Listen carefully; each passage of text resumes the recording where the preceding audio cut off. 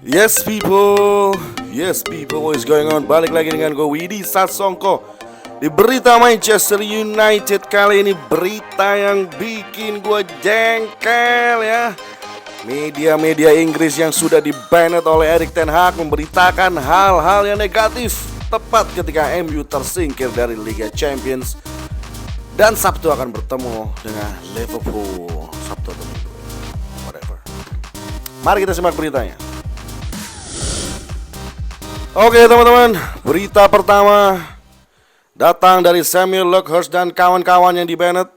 Dia mengatakan bahwa Sir Jim Ratcliffe sudah berbicara dengan perwakilan dari Graham Potter.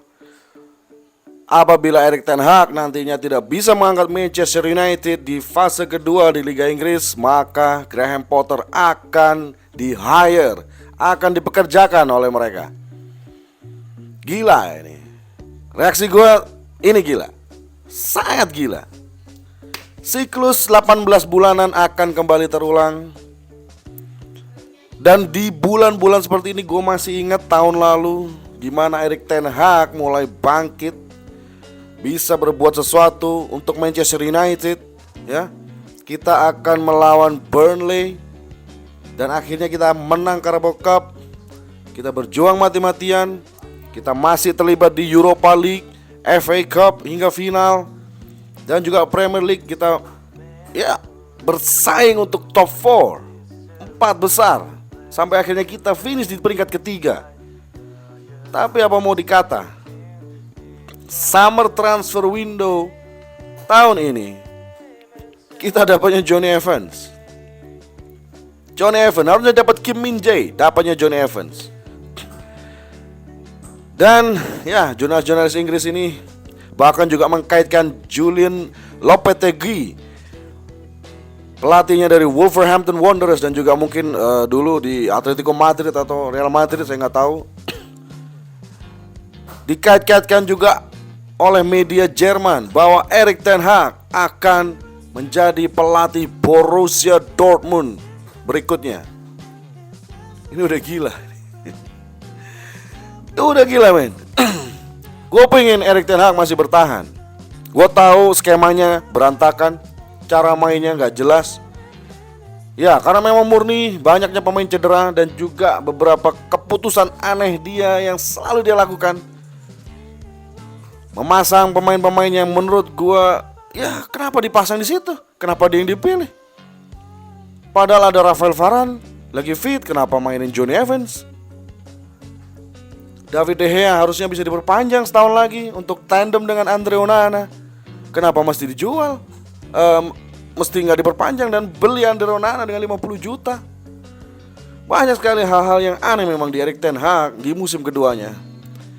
Ditambah dengan badai cedera pemain-pemain inti Casemiro, Lisandro Martinez, dan juga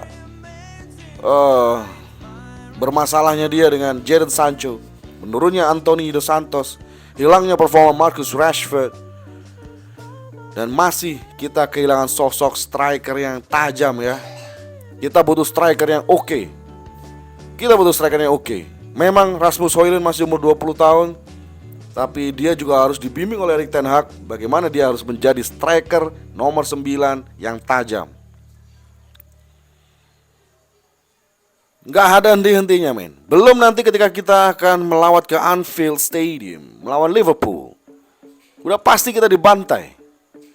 Karena kita minus Luke Shaw, Bruno Fernandes, Harry Maguire, semuanya cedera ya. Kecuali Bruno suspended, akumulasi kartu kuning.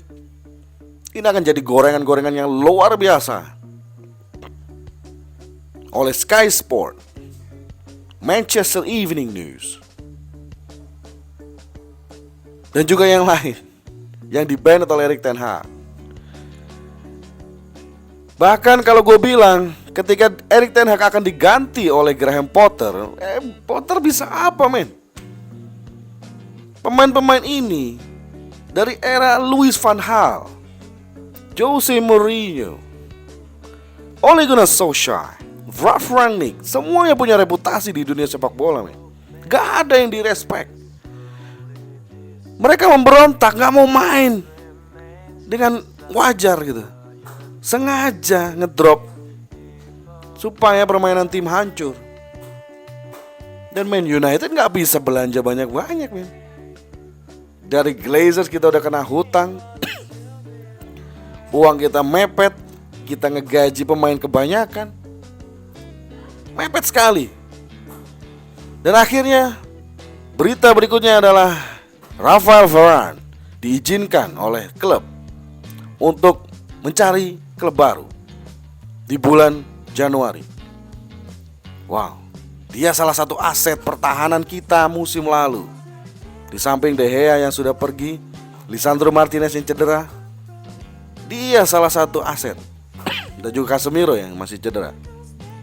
Walaupun Casemiro kemarin udah kelihatan dia balik lagi training. Ini mirip banget dengan situasi ketika lu waktu kecil punya ayah, punya ibu, mungkin kehilangan pekerjaan dua-duanya dan harus bertahan hidup, menyambung hidup. Gimana caranya? Ya jual sofa, jual mobil, jual sepeda motor, dan pada akhirnya akan jual rumah juga, hanya untuk bertahan hidup. Apakah ini arah dari Manchester United? Media dan pemain-pemain selalu menang karena Glazer mendukung hal itu. Manajer yang akan pasti dikambing hitamkan, dengan mudahnya akan dipecat. Dan ya, rebuild itu butuh proses, men. Gua gak perlu nyebutin Jurgen Klopp di 2 tahun pertamanya, Arteta di 2 tahun pertamanya, Pep Guardiola di 2 tahun pertamanya. Gak ada satupun yang pernah naik trofi kecuali Erik ten Hag. 1 tahun pertama dapat trofi, men. Isu-isu yang luar biasa gila ini. Gua gak habis pikir mau dibawa kemana Manchester United kalau dengan siklus-siklus setan seperti ini. 18 bulanan pecat, 18 bulanan pecat. Bukan karena manajernya gak becus, tetapi pemain-pemainnya ketika gesrek sedikit, ketika harus menghadapi friksi-friksi dengan pelatih, mereka akan ngambek, gak mau main. Tuh lihat Marcus Rashford, Anthony Martial. Begitu berantem dikit sama Ten Hag, udah gak mau main, alasan sakit. Gila ini. Udah gila.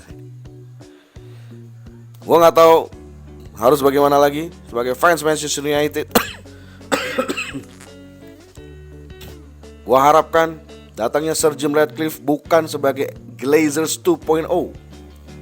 Harus ada perubahan di klub ini. Harus ada perubahan, memutus rantai setan dan benar-benar fokus rebuild. Jual banyak pemain, beli pemain-pemain baru dengan harga yang masuk akal dan gaji yang masuk akal. Oke, itu dulu dari saya, Widi Sasongko. Buat kalian yang belum subscribe, silahkan subscribe. Thank you for watching. Kita lihat apa yang bisa dilakukan MU di kandang Liverpool. I'll see you in a bit.